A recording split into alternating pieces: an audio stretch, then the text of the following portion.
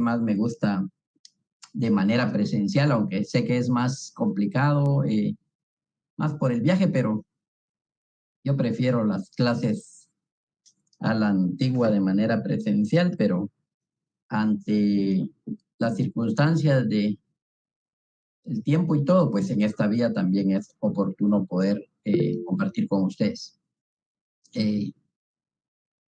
Gaby, me pide la palabra antes de comenzar. Buenas tardes, licenciado. Sí, mucho gusto. Solo tengo una duda, licenciado. Al final, ¿se van a impartir las clases que nos había comentado el día de mañana? Sí, yo estoy con la disponibilidad de poder compartir clases el día de mañana. ¿En qué clase sería, licenciado? Estoy tramitando el salón, me han dicho inicialmente el salón 108, pero me van a confirmar en el transcurso del día de mañana, el mediodía. Está bien, gracias. Gracias, Gaby. Sí, compañeros, porque tengo el presentimiento que no me va a alcanzar el tiempo el día de hoy. Hoy quiero concluir esta unidad número 4, que se denomina el proceso cautelar. Voy a empezar, no obstante que habemos muy poquito, solo vemos 44, pero estoy ya sobre el tiempo. Espero un poco, pero hoy tengo la idea de que puede ser que no me alcance el tiempo. Compañeros, en la clase anterior estábamos platicando sobre el proceso cautelar. Ya sería esta la tercera clase que hablamos del proceso cautelar.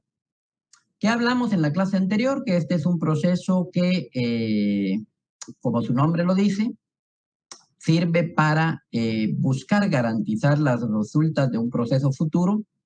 Tiene un carácter provisorio y asegurativo que busca que un proceso que se vaya a plantear en el futuro, pues pueda garantizársele las resultas de ese proceso futuro a través de que el juez pueda otorgar medidas cautelares. Hablábamos en la clase anterior que este proceso cautelar, pues, tenía varias denominaciones. Le llamábamos diligencias cautelares, providencias precautorias, providencias cautelares, medidas de garantía, procesos de aseguramiento. Y le tenía esas otras denominaciones porque estas medidas son las que también se otorgan cuando ya se plantea un proceso propiamente. Hablábamos que el fin primordial del proceso cautelar era asegurar las resultas de un proceso futuro. Ya iniciábamos hablando en la clase anterior de esa clasificación de los procesos, ¿verdad? En materia civil, acorde a su finalidad. Y hablábamos de que habían procesos de conocimiento, procesos ejecutivos y procesos cautelares. Hablábamos que el proceso cautelar tenía 3 características. Yo escribí 4 cuestiones ahí en la diapositiva, pero básicamente son 3 características. Las características solo son 3. Vuelvo a repetir, ya lo repetí varias veces en la clase anterior, pero hoy lo vuelvo a repetir. 3 características. Anoté de último la inaudita parte porque para que no se me olvidara que es importante resaltarlo, pero no es una característica propia del proceso. Ahí agradezco a Ruth Pichilla que me está ayudando con el tema de la presentación porque no pude subir la presentación aquí de mi computadora. Gracias, Ruth, le agradezco infinitamente su apoyo. ¿Oyó? Con gusto, Lick. Gracias. Entonces, características, 1, la provisoriedad, que ya lo hablamos. El proceso cautelar busca asegurar resultas de un proceso futuro. Los efectos se limitan a cierto tiempo. Solo es un tiempo en lo que se interpone la demanda principal. Y es por eso lo provisorio del proceso cautelar. Solo es temporal una vez se vaya a plantear el proceso principal. Y el artículo 135 nos decía que ese plazo era dentro de los 15 días. Ya hablamos que es un periodo de 15 días hábiles para poder plantear ese proceso. nos hacía una pregunta, uy, no me recuerdo quién de ustedes, pero le decíamos que era 15 días a partir de la ejecución de la medida. No a partir del momento que se plantea, ni a partir de ese trámite, sino la ejecución de la medida. Alguien de ustedes me preguntaba, no me recuerdo. Segundo, la característica es lo que en la doctrina Calamandrei, el autor Calamandrei, denomina como el periculum in mora. Que ya decíamos que esta frase en latín significa el peligro en la demora o el peligro en el retardo. Esa es una característica del proceso cautelar. Si hay retardo en el otorgar la medida, hay un peligro en que las resultas del proceso futuro no vayan a ser efectivos. Y ese periculum in mora no es más que la existencia de un peligro o de un daño jurídico derivado del retardo de una providencia jurisdiccional definitiva. O sea, se deriva de la necesidad de prevenir un daño futuro e incierto que puede convertirse en cierto de no dictarse la medida cautelar. Esa es una característica, es el periculum in mora. Y 3, la característica de subsidiariedad, porque este proceso cautelar es subsidiario de otro proceso principal. Y el artículo 135 perdón, ya les dije que ahí me equivoqué en el número. Es el artículo. Es el 535, licenciado. ¿Perdón? El 535. 535. Me vuelvo a decir que ahí me equivoqué, ¿verdad? Y no lo corregí ahorita otra vez. Entonces, 535. La subsidiariedad está en que se necesitan 15 días como periodo máximo, puede ser menos, ¿verdad? 15 días es un periodo máximo, puede ser al día 2, al día 3, al día 8, al día 13 o hasta el día 15 para entablar la demanda. Y este proceso cautelar, entonces, se encuentra ligado a la existencia de un proceso principal. Por eso es que el proceso cautelar es subsidiario del proceso principal que se va a otorgar. Había anotado acá una característica muy importante que es que estas medidas que se otorguen, medidas cautelares que se otorguen en un proceso cautelar, o las que se otorguen ya dentro del proceso principal, porque vuelvo a insistir, varias veces lo he insistido, compañero. Las medidas que vamos a estudiar hoy dentro del proceso cautelar son las mismas que también el actor puede solicitar en su demanda para que surtan efectos también dentro del proceso principal. Son las mismas. No sé si ha quedado claro eso, compañero, porque eso sí me interesa que quede muy claro. Pregunto. Sí, está claro, licenciado. Muchas gracias. Gracias, Yossi. Entonces, en resumen, estas mismas medidas que voy a solicitar en el proceso cautelar son las mismas que ya en mi demanda en el proceso principal también las puedo solicitar. También las puedo solicitar allá. Y entonces, estas medidas tienen un elemento que son decretadas inaudita parte. ¿Alguien que me pueda explicar qué es lo inaudita parte?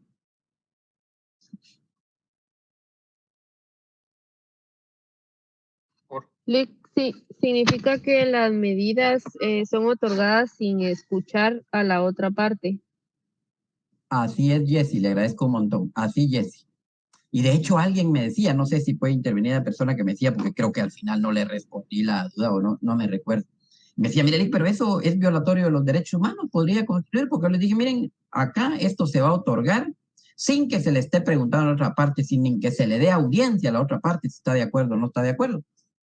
Y a la persona se va a enterar de que está embargada su cuenta es cuando ya está en el banco y no pudo retirar su dinero. La persona se va a enterar ya cuando le digan en su lugar de trabajo, mire, usted se le está descontando su 35% de salario, ¿no? La persona se va a enterar de que hay un arraigo muchas veces cuando ya está en el aeropuerto y no puede salir. Ese es de inaudita parte. Así como lo dijo Jessy, sin notificarle a la otra parte. Y no sé quién fue la de las compañeras, fue una compañera que me dijo, pero eso es violatorio, puede ser violatorio a los derechos humanos, y le dije eso, ¿eh? No sé si alguien me recuerda quién fue el que tuvo esa una intervención a priori, se parece muy atinada. No sé quién fue, si No sé si fue Jocelyn, no creo que fue Jocelyn, no fue... Pero bueno, Licenciado, lo que le comenté fue que me pensaba que podría ser inconstitucional. algo así, entonces. Pero no, ¿por qué? La ley lo estipula y leímos el artículo 594, que no lo vamos a volver a leer otra vez. ¿Pero por qué? Porque si se le avisa a la otra parte, voy a usar esa palabra, si se le da audiencia a la otra parte, esa es la palabra técnica, si se le notifica a la otra parte, ¿qué creen ustedes que va a pasar? Pregunto. Si es de cuentas, va a ir a retirar su dinero. Sí, efectivamente, en el caso del embargo de cuentas bancarias. Pero de manera general, el efecto es que si se le da audiencia a la otra parte, la medida de garantía o medida cautelar que se otorgue, esa no va a tener ningún efecto positivo. Pierde su eficacia una medida porque sería tonto aquel que me le avisan que van a dar cuenta y no va a retirar el dinero, ¿va? O no es tonto eso. Si es, si yo sé que me van a embargar un bien, tal vez lo mejor es que yo cambie de propietario el bien, ¿no? ¿O no sería eso lo menos tonto? Claro. ¿Y entonces qué sentido va a tener una medida si se dicta, si ya se le avisó a la otra persona? Lo más seguro es que verá retirar su dinero. Entonces, la ley prevé el balance de los derechos. Muchas de las medidas que los jueces otorgan limitan derechos constitucionales. Efectivamente, sí, así es. ¿No acaso cuando el juez dicta una prisión no está limitando la libertad de una persona? Pues si la Constitución dice que tenemos libre locomoción. A una persona que detienen la dejan presa sin haber condena. Le limitan su libertad. Entonces, la ley prevé muchas veces, y no solo este caso, ese balance entre el derecho de una persona y el derecho de otro. Y por eso es que se otorgan inaudita parte. Cabal, Lick Osman, un gusto saludarle, Lick Osman, me alegra saludarle, qué bueno que nos esté acompañando. ¿Cómo ha estado? Un gusto saludarle. ¿Qué tal, licenciado? Igualmente, gusto de saludarlo a usted y a todos los compañeros. Pues aquí, gracias a Dios, todo bien, escuchando su magistral clase, Lick. No, gracias, Lick Osman, gracias, le agradezco un montón que no obstante que yo sé que cansado del trabajo y tiene que viajar, nos esté acompañando, le agradezco un montón, es que bueno que usted nos acompañe y qué bueno que pueda intervenir. Y así como lo dijo Lick Osman, ahí está anotado, ningún derecho humano es absoluto. Ninguno. Y siempre van a haber muchas veces esa balanza entre violar un derecho humano para garantizar otro. Pero esa medida, esa balanza es la que debe tenerle juez a efecto de poder garantizar derechos. Entonces, las medidas cautelares buscan que tengan efectividad, pero una de las circunstancias para que pueda tener plena eficacia es no avisarle en este caso, al demandado. Y por eso es lo inaudita parte, para que pueda tener una eficacia. Sí, Jocelyn. Licenciado, fíjese que me da una duda. En un caso hipotético de que yo esté en el aeropuerto ya con mi boleto aéreo a punto de salir y no me dejan salir porque tengo decretado un arraigo. En alguna parte del proceso yo puedo pedir que la persona que solicitó el arraigo me pague algún daño y perjuicio que yo haya podido adquirir al no poder hacer mi viaje. Por ejemplo, si fuera a hacer algún negocio y eso significa que yo pierda mucho dinero por no poder viajar. Sí, podría ser. Más en los... Bueno, si lo decretó un juez y estuvo dentro del parámetro legal, no, ahí no queda daño y perjuicio si el juez lo está otorgando.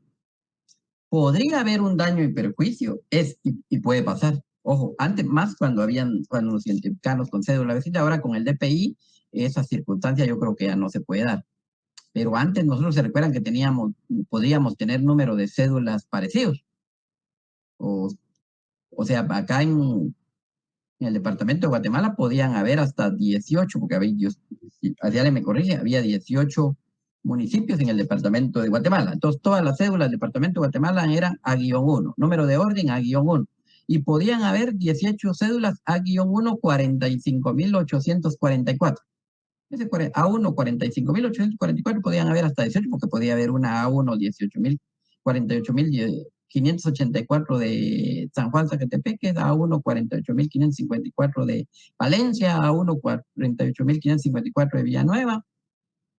Y podía ser que alguna persona con igual nombre, sí, igual nombre, homónimo, se le haya otorgado arraigo por error. Ahí sí. Ahora con el DPI ya no se puede dar mucho esa circunstancia porque nuestro DPI es único. Pero en dado caso hubiese un homónimo y eso sí causa, ahí sí podría haber un daño y perjuicio. Si es la persona a la que le otorgaron la medida, es el demandado, del juez lo otorgó, ahí no queda. Ahí se está otorgando desde la legalidad. ¿Qué daño y perjuicio puede haber? ¿Va a haber daño y perjuicio? Sí, pero es producto de una resolución judicial debidamente otorgada desde la legalidad. No sé si con eso resuelvo su...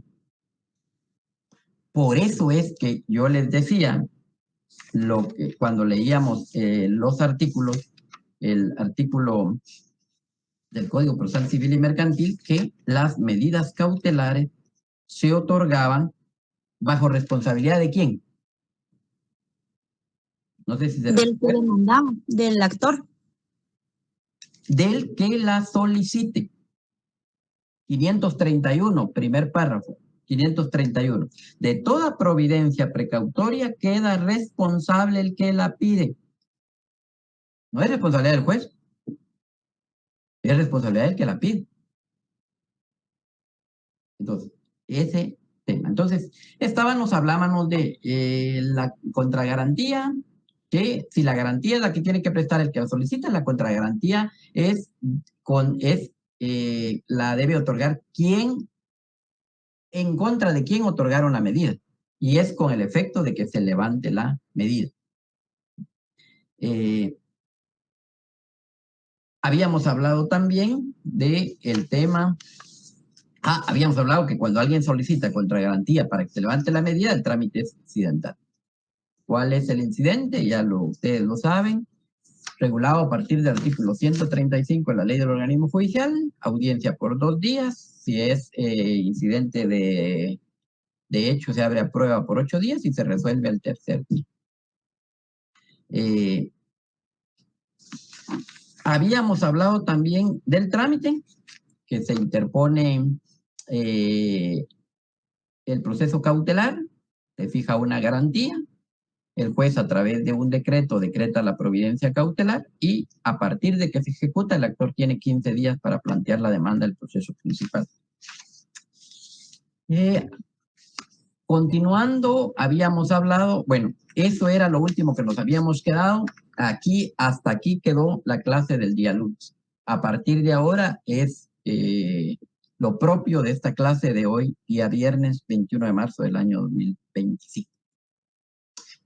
Compañeros, todo lo relativo al proceso cautelar y a las providencias cautelares está regulado y hice esa aclaración.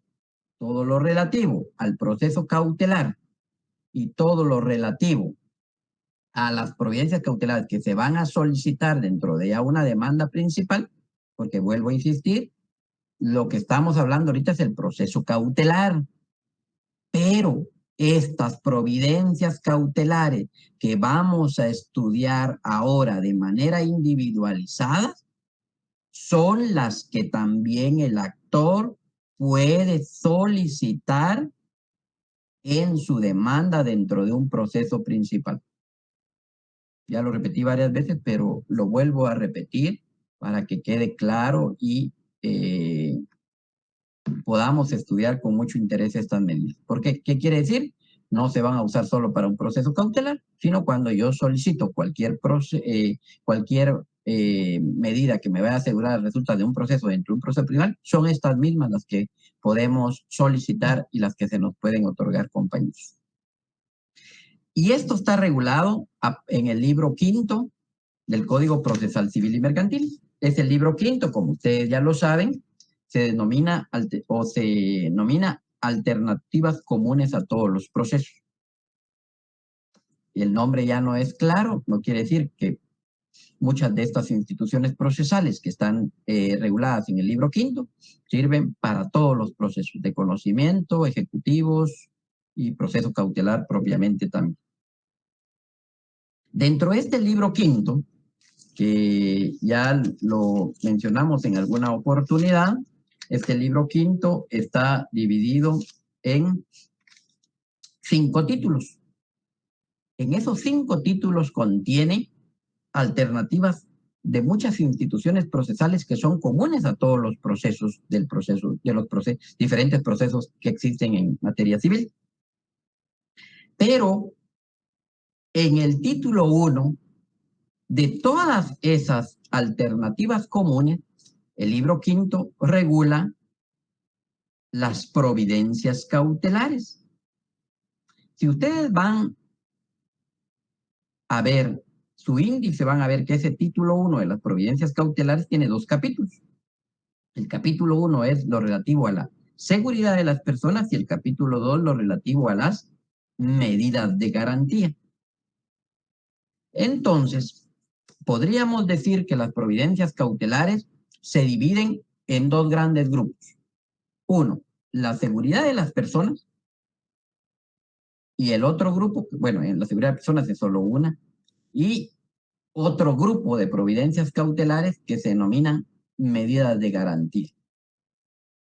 Vuelvo a repetir, las providencias cautelares se dividen en la seguridad de las personas, que está regulado del artículo 516 al 522, y las medidas de garantía, que están reguladas del artículo 523 hasta el artículo 537. Esos son los grupos de providencias cautelares que nos regula el Código Procesal Civil y Mercantil. Y que, como muy atinadamente lo dijo alguna compañera en la clase anterior, ojo compañeros, estas providencias cautelares son las que supletoriamente, por integración también, se usan también en otros procesos que no son civiles. O sea, por eso les dije al inicio de clase, yo les decía que el curso más importante en materia procesal es este, porque estas medidas son las que se utilizan también en materia laboral, en materia penal, incluyendo muchas veces en procesos contenciosos administrativos y en derecho de familia. O sea, todas estas medidas se utilizan. Entonces, esos son los 2 grupos. Aquí me voy a permitir hacer una diferencia. Es diferente providencias cautelares, cómo se clasifican, que sería lo que está ahorita en la pantalla, a cómo se clasifican las medidas de garantía, porque muchos se confunden en el examen. Cuando yo les digo, mire, ¿cuál es la diferencia entre providencias cautelares y medidas de garantía? No sé, ¿hay alguien que me lo pueda explicar, por favor, solo con esto que tenemos en la presentación? ¿Cuál creen ustedes que es la diferencia entre las providencias cautelares y las medidas de garantía? Pregunto.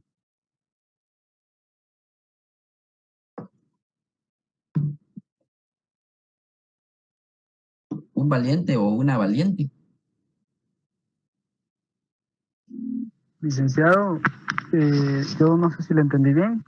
Sí, Las providencias cautelares serían la seguridad de las personas y las medidas de garantía.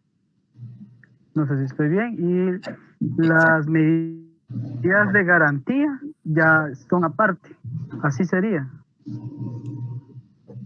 Sí, Luis, ahorita le respondo, solo me está pidiendo la palabra Mariana Renata y después ya, pero está muy bien, Luis, así es, yo lo voy a ampliar ahorita. Gracias, Luis. Lic, yo considero que las providencias cautelares son las medidas preventorias que... Le dejamos de escuchar, Mariana. ¿Qué manda? Hola, ¿me escucha? Mariana, yo digo que no tiene su micrófono encendido. Hola. Pero bueno, para ir avanzando, Sí, se escucha, dice Liz. así como dice Luis, las providencias cautelares se clasifican en seguridad de las personas y medidas de garantía. Ahora, las medidas de garantía es una de las formas de las providencias cautelares. Por decirlo así, las providencias cautelares es el género, es el todo, y las medidas de garantía es una especie de las providencias cautelares. Esa es la diferencia, porque muchos confundimos providencias cautelares con medidas de garantía. Y esta es pregunta de examen, compañero. ¿Cómo se clasifican las providencias cautelares? Se clasifican en medidas de seguridad y medidas de garantía. Ahora, ¿cómo se clasifican las medidas de garantía? Es lo que vamos a ver más adelante. Entonces, vamos a empezar estudiando una de las providencias cautelares, que es la seguridad de las personas. Tal y como les dije anteriormente, la seguridad de las personas están reguladas del artículo 516 al 522. Alguien que me lea el artículo 516, por favor, que es la norma general de las primeras providencias cautelares, que son la seguridad de las personas, por favor. ¿Se lo leo yo, licenciado? ¿Se lo leo yo, licenciado? Solo Edgar Batres me pedía la palabra y después nos lee Luis Alejandro el artículo. Edgar Batres, no sé si por error levantó la mano. Buenas noches, licenciado. ¿Perdón? Norma general. Para garantizar la seguridad de las personas, protegerlas de malos tratos o de actos reprobados por la ley, la moral o las buenas costumbres, los jueces de primera instancia declararán, de oficio o a instancia de parte, según las circunstancias de cada caso, su traslado a un lugar donde libremente puedan manifestar su voluntad y gozar de los derechos que establece la ley. Los jueces menores pueden proceder en casos de urgencia, dando cuenta inmediatamente al juez de primera instancia que corresponda con las diligencias que hubiera practicado. Exacto. Gracias, Edgar, es usted muy amable. Entonces, el primer grupo de providencias cautelares, tenemos la seguridad de las personas. Su fin, de hecho, esta es una providencia cautelar ya poco usada, porque con la ley de violencia intrafamiliar, que surgió en los años 90, y ahora con la ley contra el femicidio y otras formas de violencia contra la mujer, también surgieron algunas medidas o providencias que son más utilizables en la actualidad. El tema de la seguridad de las personas ahora es poco usado, vuelvo a repetir, porque con la entrada en vigencia en los años 90 de la ley de violencia intrafamiliar, lo que le llamamos la ley BIF, ahí son esas las que más se solicitan en los diferentes órganos jurisdiccionales a efecto de proteger a las personas de malos tratos. Esta medida va buscando la seguridad de las personas y la protección frente a malos tratos, ya sea físicos, psicológicos o emocionales. Y va buscando que sea un juez el que otorgue esa protección. El artículo 517 nos daba todo el trámite de que el juez se debía de trasladar al lugar en que se encontraba la persona protegida para que se ratificara su solicitud. El 518 de que si eran menores de edad o incapacitados se iba a certificar lo conducente al MP. Y todo esto relativo que, como les digo, compañeros, ahora, en razón de la vigencia de la ley de violencia intrafamiliar, ese es un derecho más positivo. Seguridad de las personas sigue siendo derecho vigente, pero ya es de poco uso. Yo solo una vez he tenido la oportunidad de ver la seguridad de las personas dentro de un proceso civil, porque ahora más se utiliza la solicitud de conforme a la ley de violencia intrafamiliar y en el caso específico para las mujeres de conformidad con la ley de femicidio. Allá también tiene medidas de seguridad. Entonces, es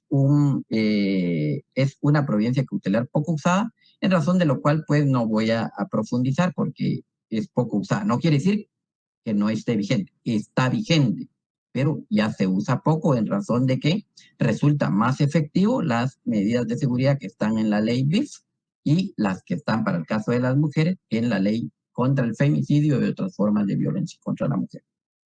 En razón de eso, voy a profundizar en las que sí son muy utilizadas y tienen una total positividad o positivación en el proceso civil, que son las medidas de garantía.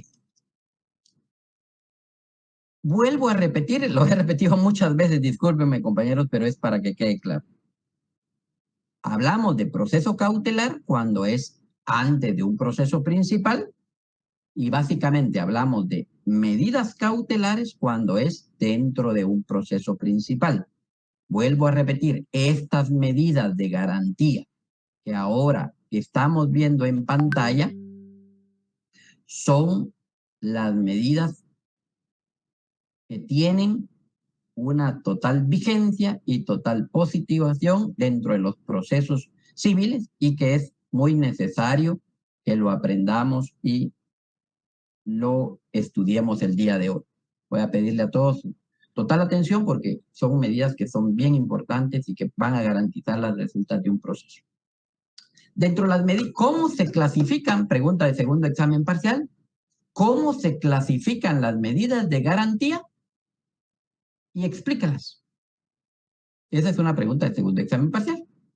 Y la respuesta sería, las medidas de garantía que están estipuladas o contempladas en el Código Procesal Civil y Mercantil son 6. 1. El arraigo. 2. La anotación de demanda. 3. El embargo. 4. El secuestro. 5. La intervención. Y 6. Las providencias de urgencia. Esas son 6 medidas de garantía. Sí, Vero, levanta la mano.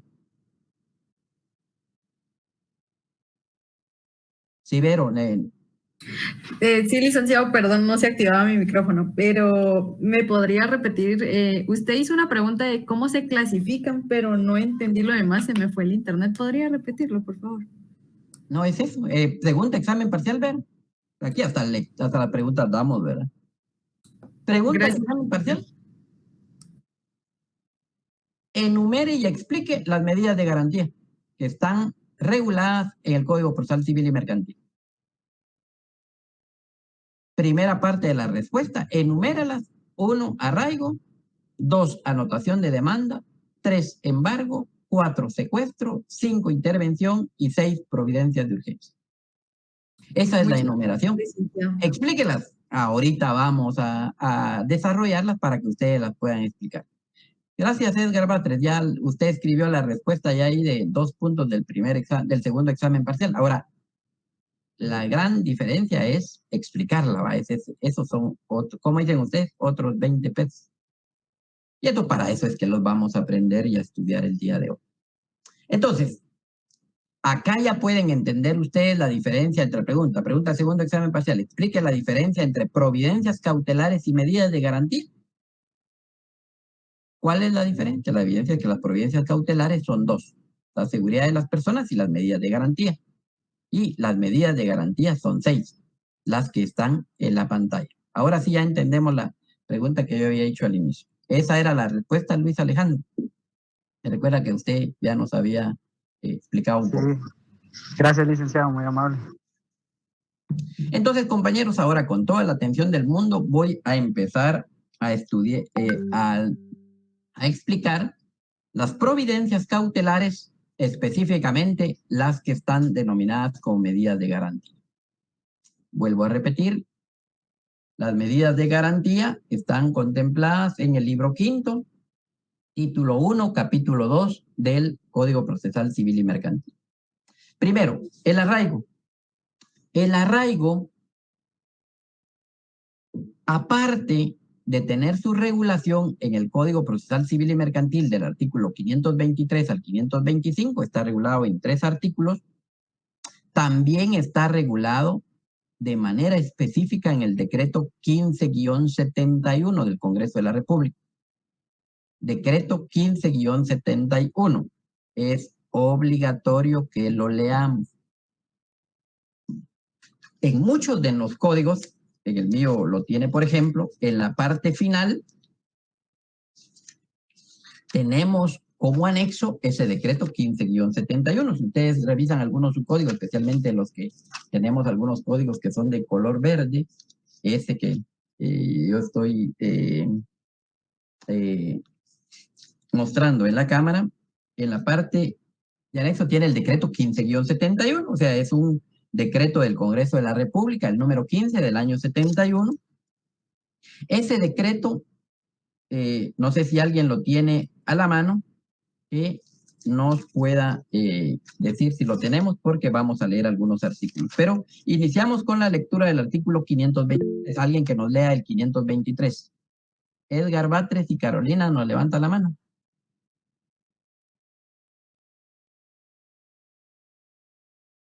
Edgar y Carolina levantan la mano, no sé, tiene Sí, alguna. yo le puedo dar lectura, licenciado. Arraigo. Está bien, Carol, si usted nos lee el 523 y Edgar le voy a pedir que empecemos después, que en su momento cuando leía, leamos el artículo 1 del decreto 15-71. Con gusto, licenciado. Capítulo 2. Medidas de garantía. Artículo 523. Arraigo. Cuando hubiere temor de que se ausente u oculte, la persona contra quien deba entablarse o se haya entablado una demanda, podrá el interesado pedir que se le arraigue en el lugar en que deba seguirse el proceso. El arraigo de los que estén bajo patria potestad, tutela o guarda o al cuidado de otra persona solicitando por sus representantes legales se decretará sin necesidad de garantía, siendo competente cualquier juez, y producirá como único efecto mantener la situación legal en que se encuentre el menor o incapaz. Gracias, Carol. Entonces, el arraigo, compañeros, consiste en una medida de garantía a través de la cual, a solicitud de un actor o del que planteó un proceso cautelar o que presentó una demanda entre un proceso principal, ante el temor de que la persona se ausente o salga del país o se oculte, va a solicitarle al juez que el juez otorgue la medida de garantía que se denomina arraigo. ¿En qué consiste esta medida? Esta medida consiste en que el juez va a oficiar, producto de que resolvió en un decreto, el que se decreta la medida de garantía de arraigo, va a oficiar a la autoridad migratoria, que en el caso de Guatemala se llama Instituto General de Migración, que a la persona que es contra quien se otorgó este arraigo no pueda salir del país.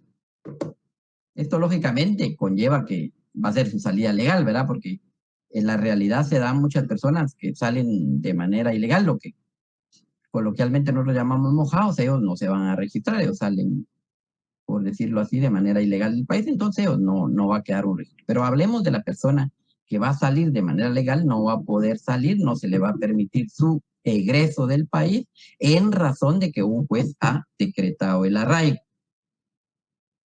Eso es de manera general el arraigo. Para poder obtener este arraigo, es necesario que quien lo solicita le informe al juez o le proporcione al juez ciertos datos que son necesarios. Y ahí es donde, Edgar, yo le pediría que leyéramos el artículo 1 y especialmente el artículo 2 del decreto 15-71. Artículo 1. El arraigo. A que se refiere el artículo 523 del Código Procesal Civil y Mercantil tendrá una duración de 1 año, a partir de la fecha en que el mismo quede debidamente anotado en la Dirección General de Migración. Sin embargo... Disculpe ahí, Edgar. Ahora ustedes saben, ya no existe la Dirección General de Migración, ahora se denomina Instituto General de Migración. Gracias, Edgar. Podemos continuar. Muy bien. Sin embargo, la parte interesada en mantener el arraigo podrá obtener la prórroga de la medida precautoria por 1 año cada vez, siempre que lo solicite el juez dentro de los 30 días anteriores al vencimiento del plazo que está corriendo, y así se resuelva. En la resolución en que se decrete el arraigo se incluirá el mandato de que el vencimiento del plazo de sus prórrogas que estipula esta ley, tal medida deberá ser cancelada de oficio por la Dirección General de Migración, que es... Gracias. ¿Dudas, comentarios en cuanto a ese artículo? Alguien que nos explique o nos dé detalles de ese artículo 1 del 1571, por favor. ¿Qué aspectos son importantes ahí de tomar en cuenta? Pregunto.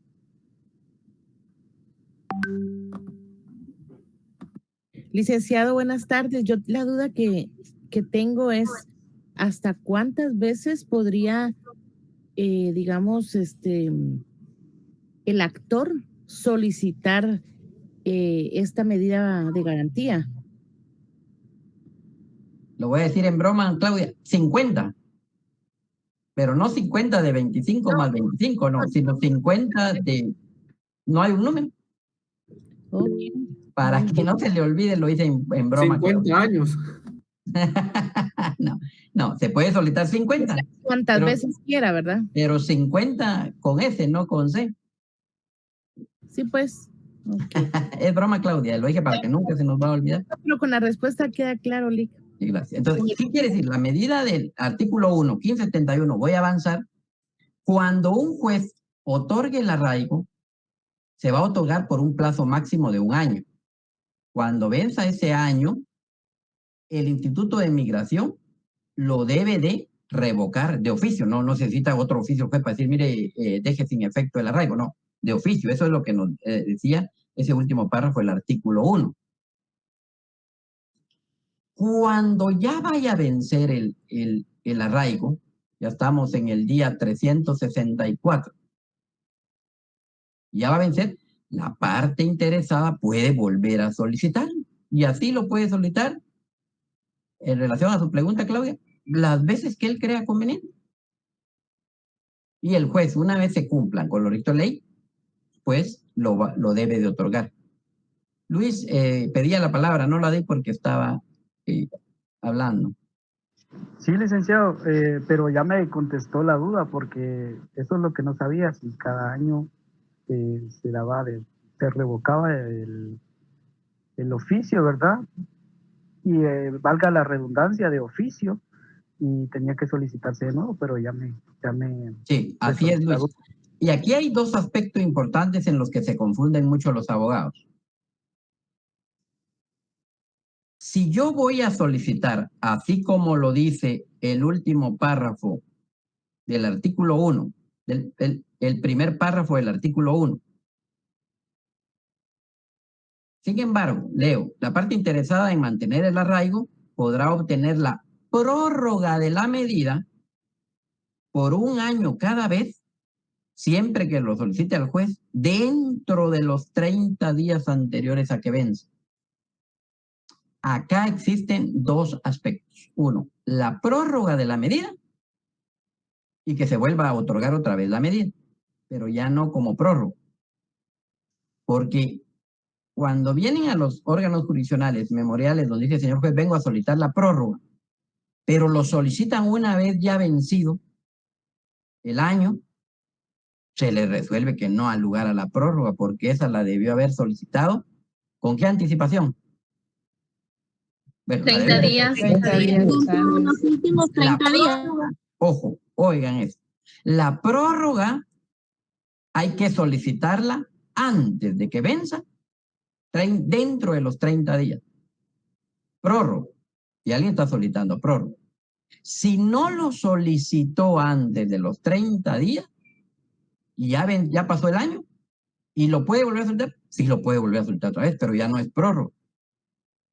Lo debe solicitar como una nueva solicitud. Ese es un tema bien importante. Nosotros rechazamos mucho, en los órganos nacionales se rechazan mucho solicitud de prórroga porque no lo hacen antes.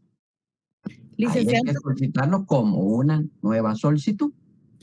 Licenciado, entonces en esa nueva solicitud, como le va a dar trámite en automático, como queda suspendida la anterior, entonces ahí en el tiempo que transcurra, esa persona queda sin esa medida de garantía, ¿verdad?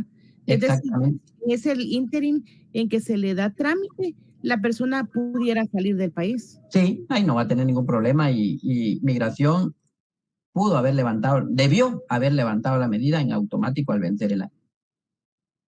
Alguien, bueno, sigamos. Edgar, me estaba leyendo. Artículo 2, por favor. Estoy en Muy el bien. 171. Artículo 2.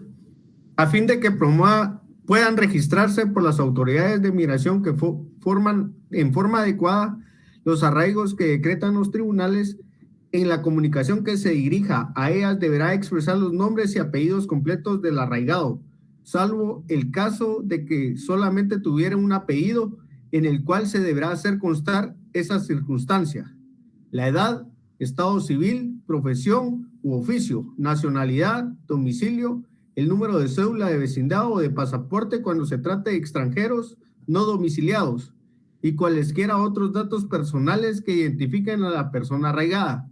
Si el interesado no hubiese podido proporcionar los datos de identidad relacionados, podrá el juez fijar un término hasta de 8 días para tal efecto. Las oficinas administrativas tienen la obligación de suministrar por la vía más rápida a los jueces y tribunales los datos que sean necesarios para identificar a la persona en cuyo arraigo se trate.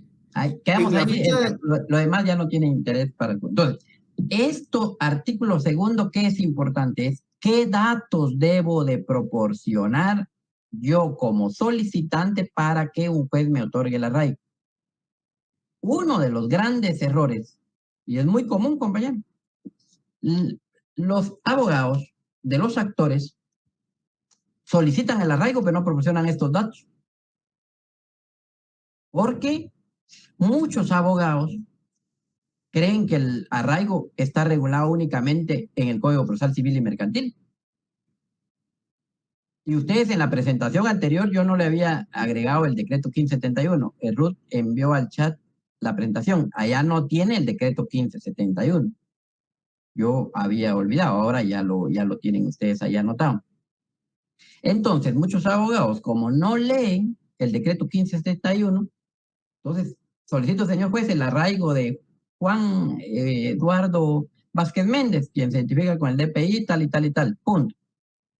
Entonces, en los órganos jurisdiccionales se le rechaza en cuanto a lo que tú planteas, toda vez que no cumple con lo regulado en el artículo segundo del decreto 15-71. Porque aquí sí es claro, taxativamente, qué requisitos se deben de proporcionar. ¿Por qué? Porque es importante individualizar lo más posible a la persona. ¿Por qué? Para evitar los homónimos, ¿va? Por eso.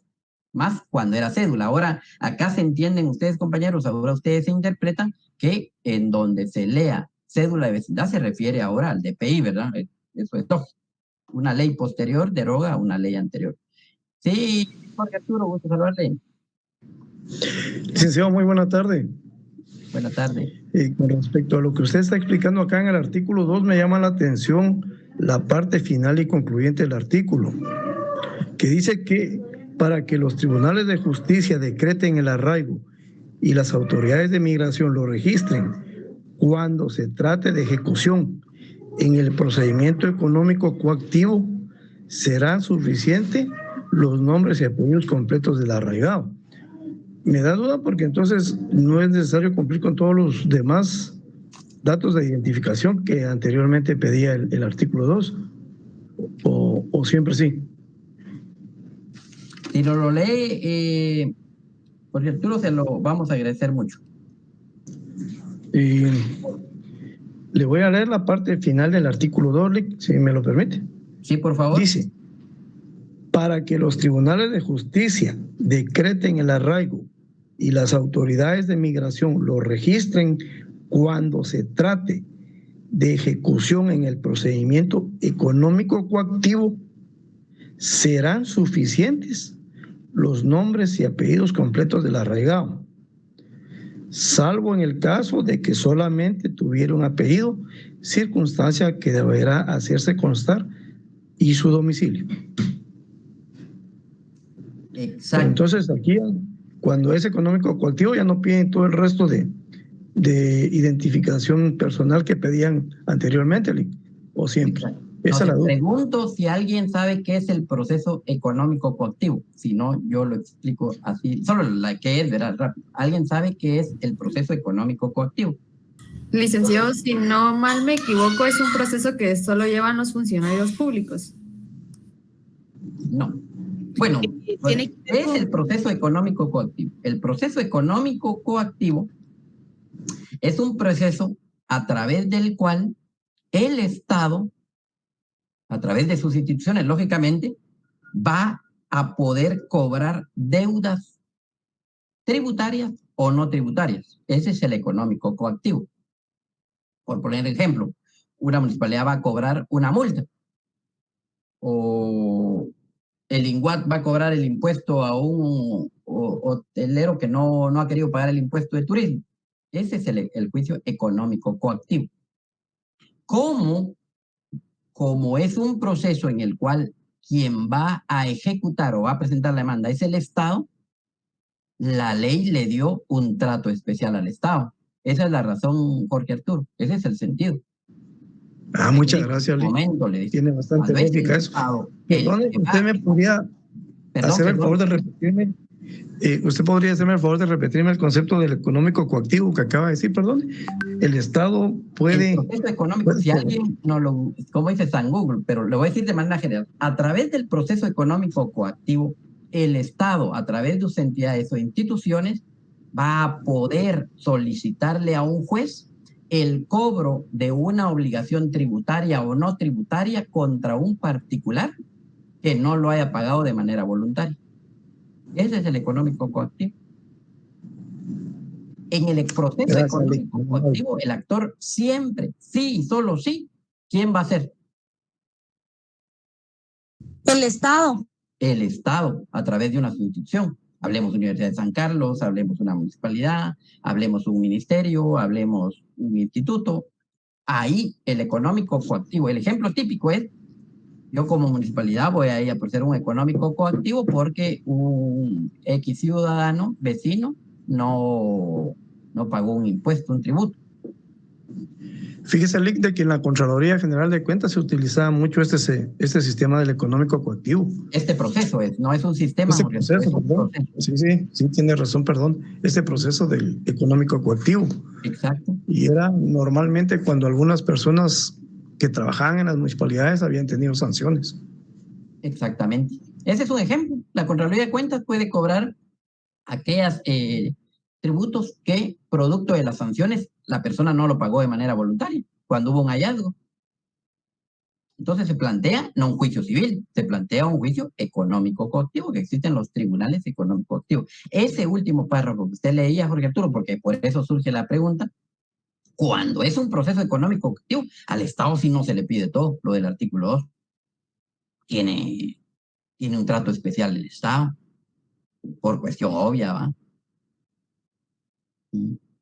Estamos solucionando. Muchas gracias por la explicación, licenciado. Muy fino.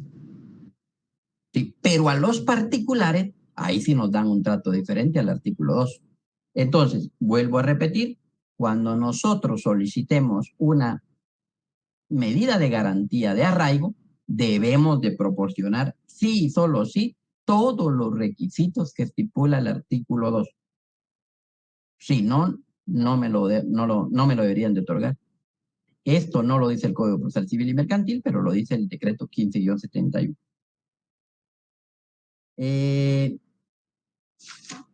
Regresemos al 523. Estábamos en el 523, el arraigo.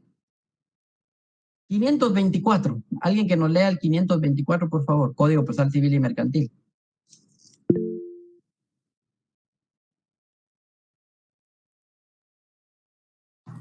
Artículo 524. Al decretar el arraigo, el juez prevendrá al demandado que no se ausente del lugar en que se sigue o vaya de seguirse el proceso, sin dejar apoderado que haya aceptado expresamente el mandato y con facultades suficientes para la prosecución y fenecimiento del proceso, y en su caso sin llenar los requerimientos del párrafo siguiente. En los procesos sobre alimentos será necesario que el demandado cancele o deposite el monto de los alimentos atrasados que sean exigibles legalmente y garantice el cumplimiento de la obligación por el tiempo que el juez determine según las circunstancias.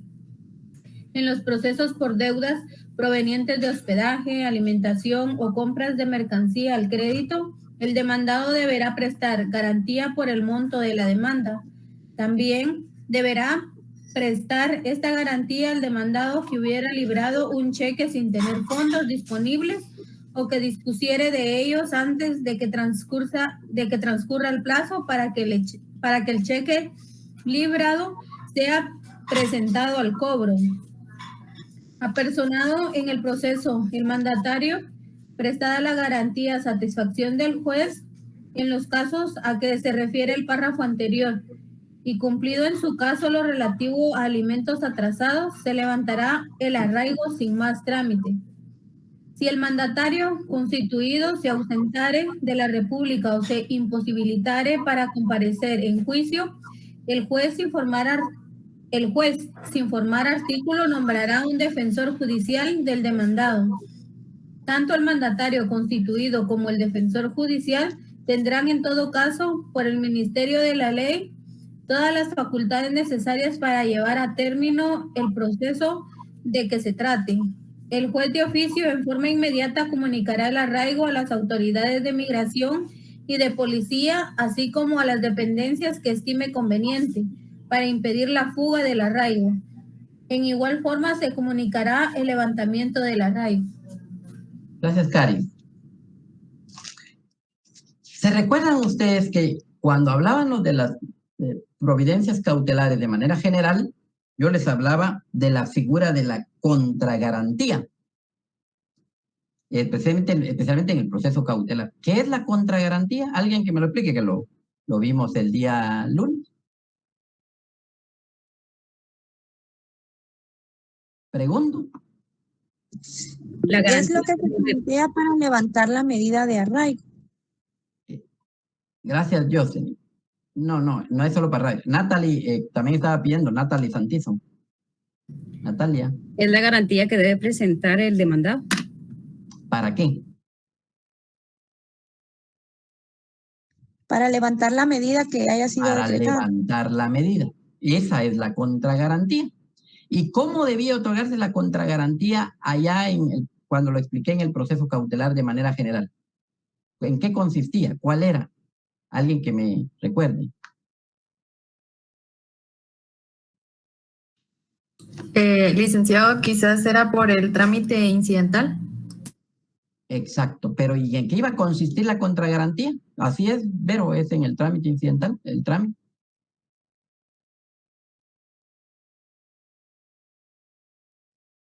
Lo voy a decir de manera general porque el tiempo está pasando, ya llevamos 1 hora, les cuento. Licenciado, se lo puedo explicar yo más o menos como lo entendí. La contragarantía se va a hacer vía incidental, como dice Vero, y consistía en un pago de una cantidad que iba de un 10 a un 20% en cuando es cantidad determinada, o si es de cantidad indeterminada, la cantidad que considere el juez suficiente. Eso era la contragarantía. Eso que expliqué de la contragarantía el día lunes, que aplica para todas las demás medidas, no aplica para la arraigo. ¿Y por qué? Por lo que estipula de manera específica el artículo 524. El 524 lo explico así de manera general.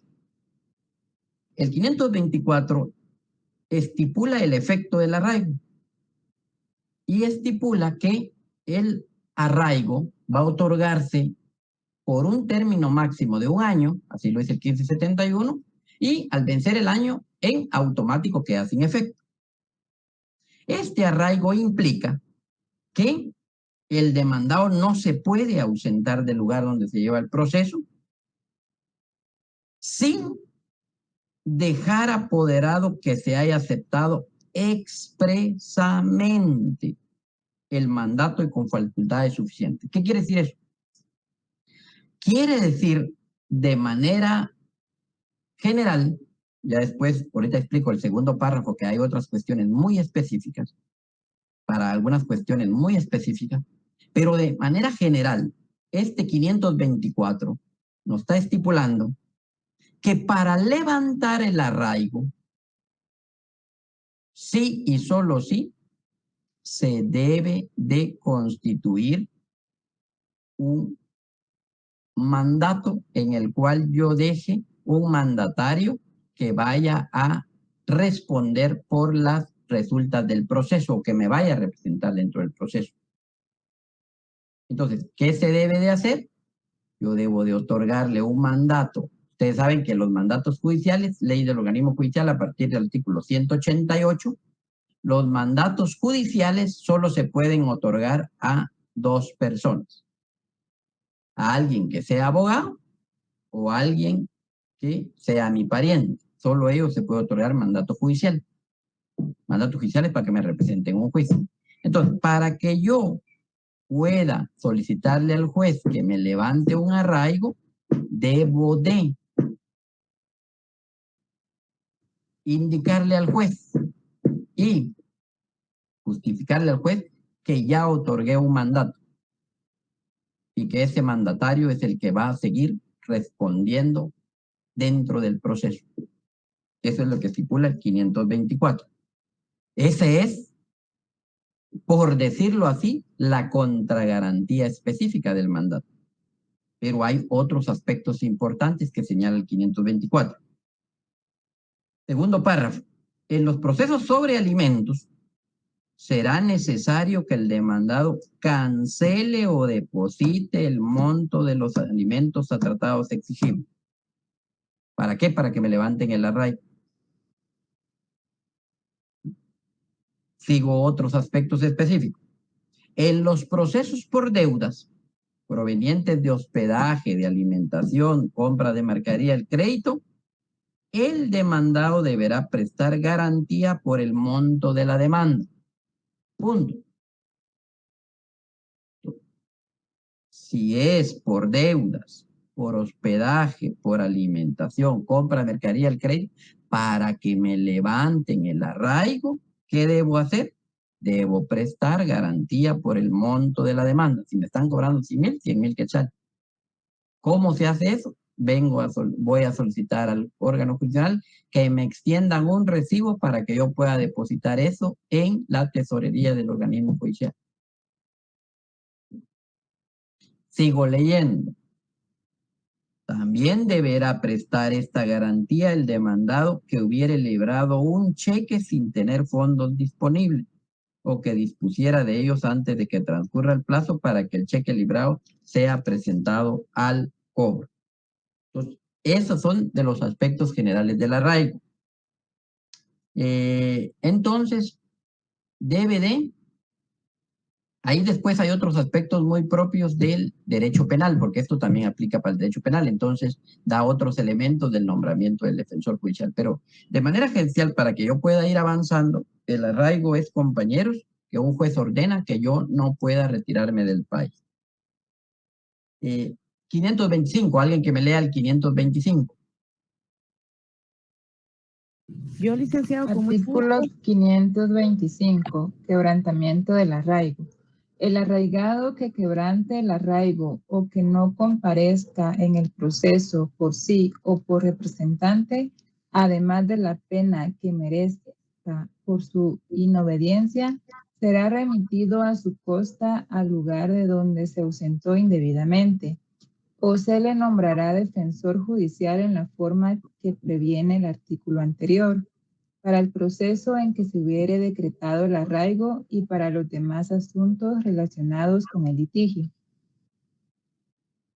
Entonces, el 525 conlleva que si alguien quebranta, eso creo que es lo importante, el 525 es que si alguien quebranta el arraigo podría incurrir en un delito y puede ser el juez lo traiga por la fuerza pública al lugar donde se esté llevando el proceso para que pueda responder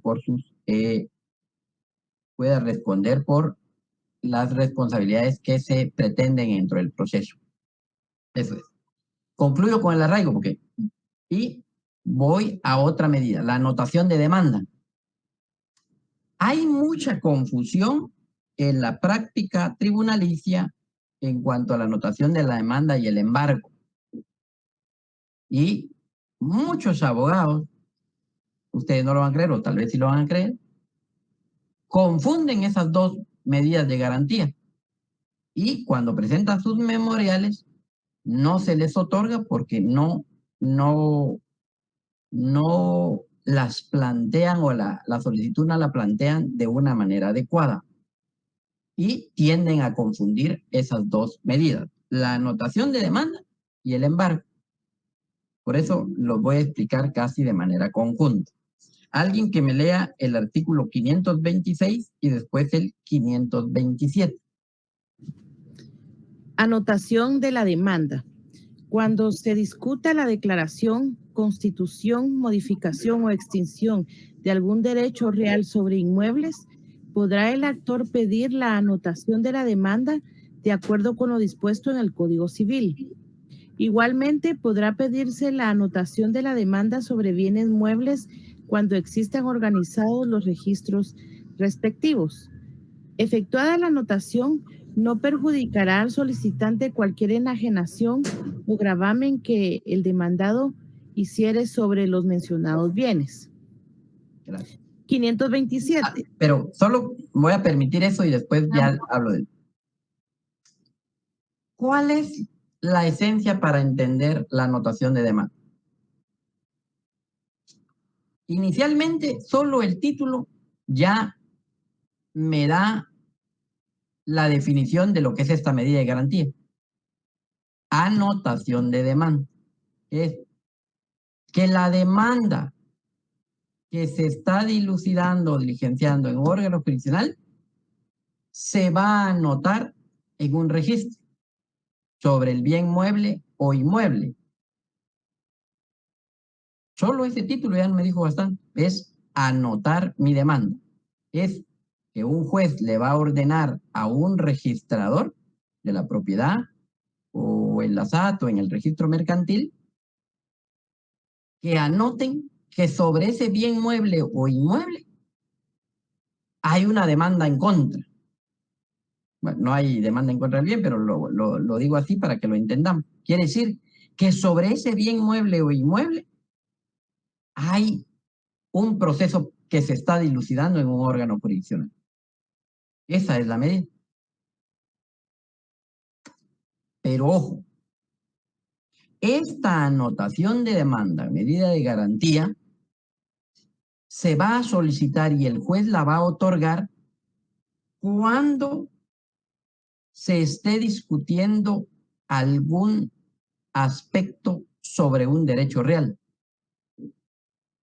Aquí tendría que preguntar algo que ustedes llevaron en derecho civil, no sé si es derecho civil 1 o derecho civil 2. ¿Qué son los derechos reales? Porque para entender la anotación de demanda hay que entender qué es derecho real. Libro 2 del Código Civil. Ustedes ya lo saben, el libro 2 del Código Civil se denomina de los derechos reales. Ese estudia lo del derecho real.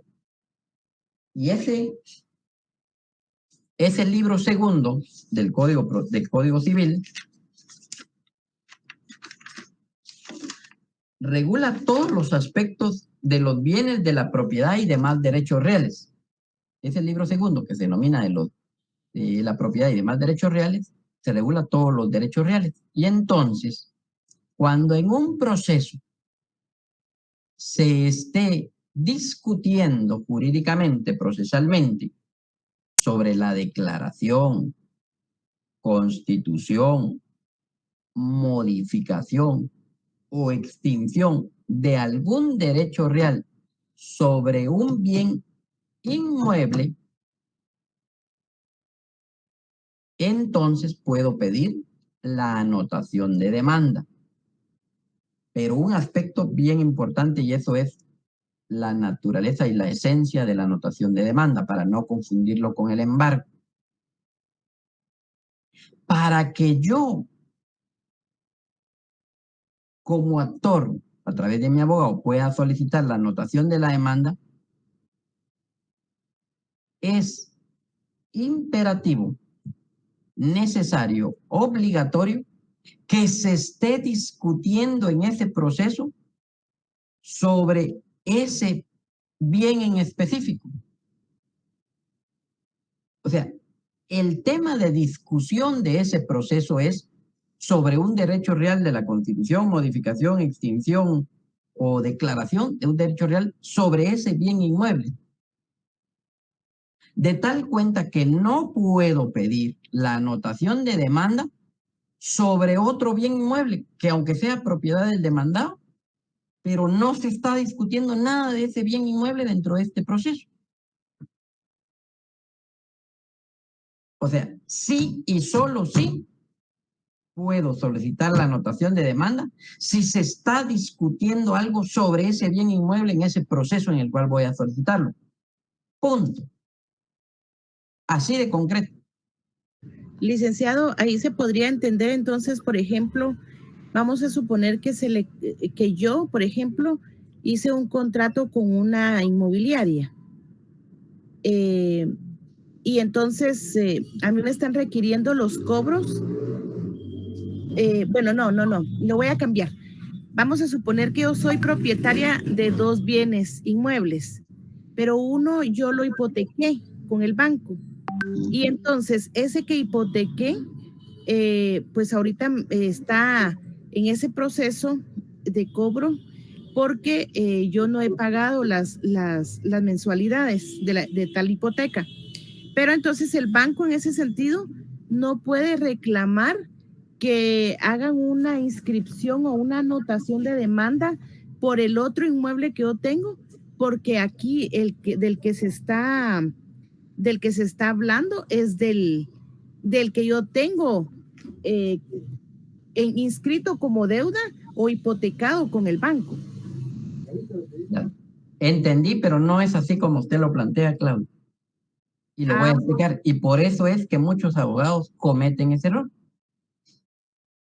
Ejemplo. Yo, actor, voy a presentar una demanda de un proceso que se puede llamar juicio ordinario de reivindicación de la propiedad. Así voy a llamar yo mi proceso. ¿En qué consiste este juicio de reivindicación de la propiedad? Yo, actor, voy a salirme del proceso cautelar y voy a hacer como si fuera un proceso principal. Yo, como actor, voy a presentar mi demanda porque cuando yo fui al registro de la propiedad, fui a verificar una finca que tengo ahí inscrito.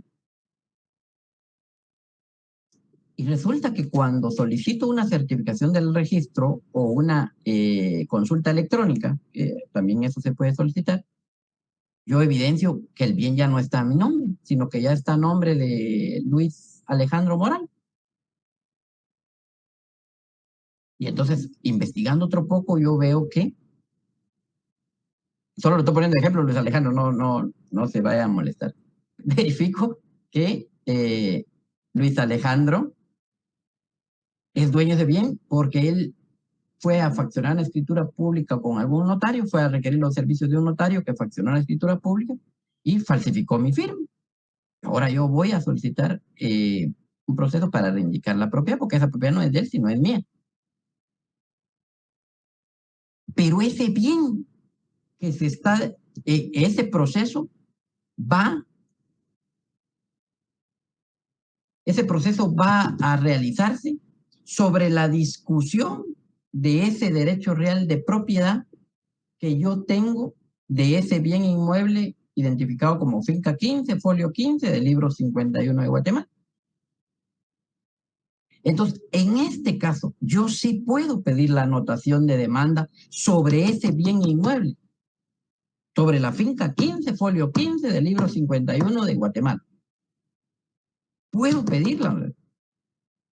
Pero si yo voy a solicitar la reivindicación, porque voy a decir que Luis Alejandro no es el dueño del proceso, sino esa propiedad me pertenece a mí. sobre esa finca, 15, folio 15, libro 51. Pero no puedo pedir la anotación de demanda de otro bien mueble que aunque sea mío o sea de Luis Alejandro. Que esa es la finca 28, el libro, finca 48, el libro, folio 48, el libro 55. Ese no puedo pedir anotación de demanda. Allá podré pedir embargo, sí. Pero anotación de demanda, sí, solo sí, sobre la finca 15, folio 15, libro 51 de Guatemala. Porque yo estoy discutiendo un aspecto de derecho real sobre esa finca. No sé si quedó claro así. Vero, por favor, le doy la palabra. Licenciado, disculpe que lo interrumpa. Entonces, supongamos que el objetivo de la anotación de la demanda es evitar que el demandado venda, en este caso, o hipoteque el bien de manera que perjudique los derechos del demandante. Exacto. Todas las medidas van a buscar eso, que no perjudicar al demandante. Esa es regla general, Vero. Pero lo que en esencia quiero decir de la anotación de demanda es que solo se puede plantear o solicitar medida de garantía de anotación de demanda si se está discutiendo sobre el bien que se está discutiendo, sobre el bien que es objeto del proceso. Esa es la gran diferencia con el embargo. Yo sí puedo pedir que le embarguen a Luis Alejandro. Luis Alejandro me debe 50,000 quetzales. Y no estoy discutiendo nada sobre la finca que él es dueño. Pero yo me entero que él tiene un bien inmueble. Yo no estoy discutiendo nada sobre un derecho real sobre finca Alejandro. Estoy discutiendo que él no me ha pagado 100,000 quetzales. Pero yo me entero que él tiene una finca en su propiedad. ¿Ahí qué voy a pedir? Embargo. Porque yo no estoy discutiendo nada sobre ese bien inmueble. Yo estoy discutiendo que él debe 500,000 quetzales. Ahora le aumenté la cantidad. No sé si ya ahí me di a entender para poderle, ahora sí, leer el 527. Alguien que nos lea el 527.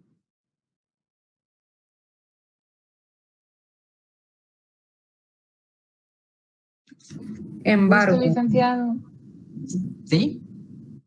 Embargo. Podrá decretarse precautoriamente el embargo de bienes que alcancen a cubrir el valor de lo demandado, intereses y costas, para cuyo efecto son aplicables los artículos referentes a esta materia, establecidos para el proceso de ejecución. Exacto.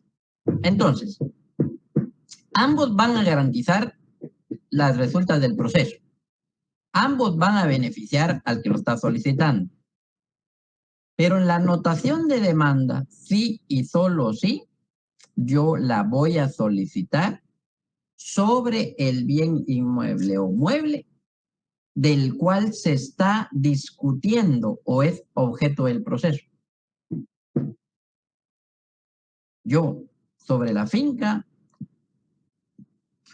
15, folio 15, libro 51 de Guatemala, sigo con este ejemplo. Yo, sobre esa finca estoy discutiendo. El ejemplo típico, el proceso de juicio ordinario de reivindicación de propiedad. Yo estoy discutiendo sobre la propiedad de eso. Yo estoy diciendo, señor juez, esa finca 15, folio 15, libro 51, esa no es propiedad del que está inscrita ahorita porque la inscripción fue anómala. Esa propiedad es mía. Y yo solicito que haga la anotación de demanda para que todos sepan que sobre esa finca hay un proceso que se está dilucidando. Sobre esa finca. La anotación de demanda, sí y solo sí la puedo solicitar sobre el bien que se está discutiendo en el proceso. Sí, pues es básicamente reclamar la propiedad, ¿verdad? El ejemplo que yo estoy poniendo. Así es, Claudio. Entonces, licenciado, ahora, volvemos a otro ejemplo. Otro ejemplo. Yo estoy en un juicio sumario de desocupación de desahucio. Yo estoy solicitando que a la inquilina que le arrendé mi casa es una sinvergüenza, ya no me quiere pagar. Entonces yo te estoy solicitando que la lancen, que la saquen de la casa y que me paguen los 100,000 quetzales en renta que no me ha pagado. Eso estoy solicitando en este juicio sumario. Acá no estoy discutiendo la propiedad de ningún bien. Entonces, no voy a solicitar anotación de demanda sobre un bien que tiene mi inquilina. ¿No? ¿A ella qué voy a solicitarle? Si yo sé que ella es propietaria de un bien inmueble, voy a solicitar el embargo sobre ese bien inmueble. No sé si con esto ya me di a entender. Pregunto. Licenciado, sí, es que eso justamente le iba a comentar, pero es que entonces entiendo que el artículo 525, a diferencia del 526, en el 525 es cuando se reclama. No, 525 es arraigo, Claudia. Me quedará decir 526 y 527.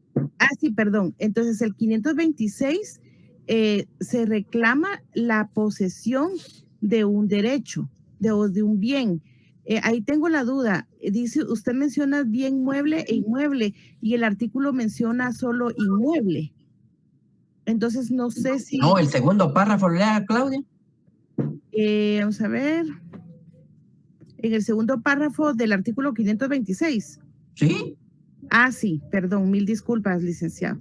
Bueno, entonces, entonces el 527 básicamente aplica a cuando se está reclamando un dinero que se deba. En el caso del 526 es un derecho real. ¿Verdad? Entonces, no es solo sobre dinero. Yo le entiendo que usted lo hace por explicarlo, sí, pero no es solo sobre dinero, Claudia.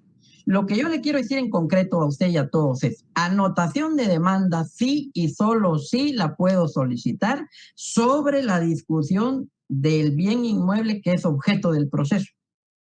Estoy discutiendo algún aspecto de derecho real sobre ese bien inmueble o mueble.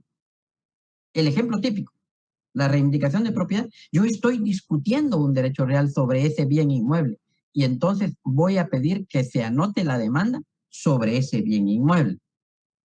En cambio, en un juicio no estoy discutiendo sobre inmuebles, sino sobre otra obligación.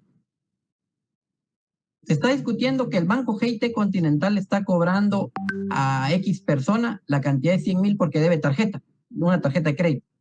Ahí no se está discutiendo nada sobre un derecho real sobre un bien inmueble, ahí se está discutiendo que una persona pague una tarjeta de crédito que no ha pagado. ¿Qué hay que solicitar en este ejemplo de la tarjeta de crédito? Hay que solicitar, si él tiene un bien inmueble en su propiedad, ¿qué solicito? Solicito un embargo. No se está discutiendo nada sobre la propiedad. Si alguien me extendió un pagaré y no me hizo efectivo el pagaré y quiero cobrar los 200,000 de ese pagaré, yo me entero que esta persona que me extendió el pagaré tiene un bien inmueble, ¿qué medida de garantía solicito? ¿Anotación de demanda o embargo? Embargo. Embargo, porque no estoy discutiendo nada sobre el bien inmueble sobre el cual voy a pedir. Pero esa es la gran confusión que hay. No sé si ahora ya me expliqué. La anotación de demanda se solicita sobre bien que es objeto del proceso. Se está discutiendo algún derecho real sobre el proceso. Embargo, no necesariamente estoy pidiendo sobre ese bien. Sí, Luis Fernando. Buenas tardes, licenciado. Entonces, la anotación de la demanda podría recaer o sería para lo que son los créditos hipotecarios en el supuesto de que la persona no pague. No, Luis Fernando. Porque en el crédito hipotecario, ya puso el ejemplo también Claudia, ¿qué es el crédito? Hablemos de un ejemplo. X persona fue y compró a la inmobiliaria X una casa. Esa casa que yo compré, voy a hablar con palabras coloquiales, esa casa que me vendió la inmobiliaria X, la sufragó el pago el Banco GIT Continental. Entonces, la inmobiliaria X le vendió la casa a esta persona, a Juan Barrios. Juan Barrios, por X circunstancias, ya no pudo seguir cancelando el crédito. Pero en el momento en el que la inmobiliaria X le vendió la casa a Juan Barrios, como el Banco GIT Continental había dado el dinero, él se quedó con una hipoteca a su favor de ese bien inmueble. Le dijo, mire, aquí está la casa, usted úsela, pero queda una hipoteca a favor del Banco GIT Continental. Y se desligó a la inmobiliaria le pagó el banco y se desligó. Ahora quedó la relación entre el Banco GIT y Juan Barrios. Como Juan Barrios lamentablemente ya no pudo seguir pagando el crédito, ahora el banco lo demanda. Pero acá no se va a discutir nada sobre el bien, que eso puede causar confusión, Luis Fernando, y causa mucha confusión con muchos abogados que no estudiaron Derecho Procesal Civil 1 y vienen a solicitar la anotación de demanda. Pero yo le pregunto, Luis Fernando, ¿usted qué me preguntó? ¿Se está discutiendo algo sobre el bien inmueble? ¿O qué es lo que se está discutiendo acá el banco? ¿Cuál es el reclamo, la pretensión del Banco GIT contra Juan Barrios? Le pregunto, Luis Fernando. La deuda. La deuda. Exacto, Luis Fernando. Es que yo lo pensaba de otra manera. Por ejemplo, yo necesito dinero y voy a hipotecar mi casa. Sí, pero la discusión no es sobre el bien. La discusión es, la pretensión del banco, ¿cuál es? Que me pague los 300,000 que le pague. Esa es la discusión. No se está discutiendo nada sobre el bien inmueble. Tiene razón, licenciado. Ajá. Disculpe que le hice preguntas, Fernando, pero dice que es mala educación responder una pregunta con otra pregunta, pero acá en las clases sí se vale. Pero es solo para que los demás puedan comprenderlo, Fernando, disculpe. Gracias, licenciado, por su aclaración, muy amable. Ajá. Y le digo, Luis Fernando, es una de las grandes tonteras que cometen los abogados.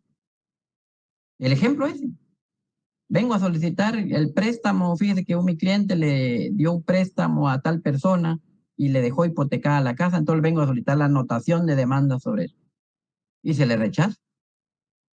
Dice, mire, no está discutiendo nada sobre el bien inmueble, se está discutiendo sobre una deuda. Los compañeros ya me están diciendo que se va a tirar. Son las 7 de la noche, yo creí que iba a terminar con esto, pero solo 3 informaciones rápidas, disculpen.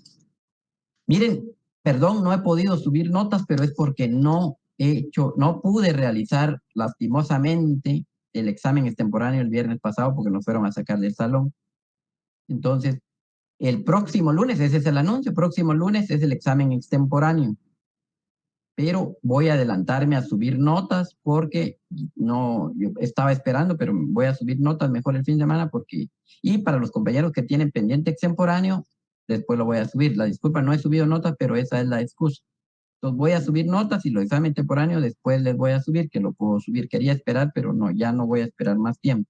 Y el examen extemporáneo es el día lunes en horario de clase. Único día, compañeros, porque ya no puedo seguir atrasando. Y el segundo, bueno, entonces 2 avisos, las notas, disculpas que no he subido, pero esa es la excusa. Examen extemporáneo el día lunes y compañeros, el día de mañana están cordialmente invitados para que podamos ir a clase. De veras que yo entiendo cansancio, entiendo muchas cosas, pero yo quiero que podamos ir cubriendo los puntos y voy a pedirle a alguno que pueda grabar la clase. Para aquellos que no puedan ir, pues no hay ningún inconveniente, compañeros, pero sí necesito seguir avanzando en este tema. Entonces, yo entiendo que todos salen de clínica a las 12, damos 1 hora para que puedan ir a almorzar y a la 1, si Dios primero nos prestan un salón, ahí vamos a estar para poder abordar ya el tema de la demanda. Una pregunta, ¿todavía no tiene número de salón entonces? No, me dijeron tentativamente el 108, pero todavía no lo tengo. Pero que va a ser en el S2, va a ser en el S2, Mariana.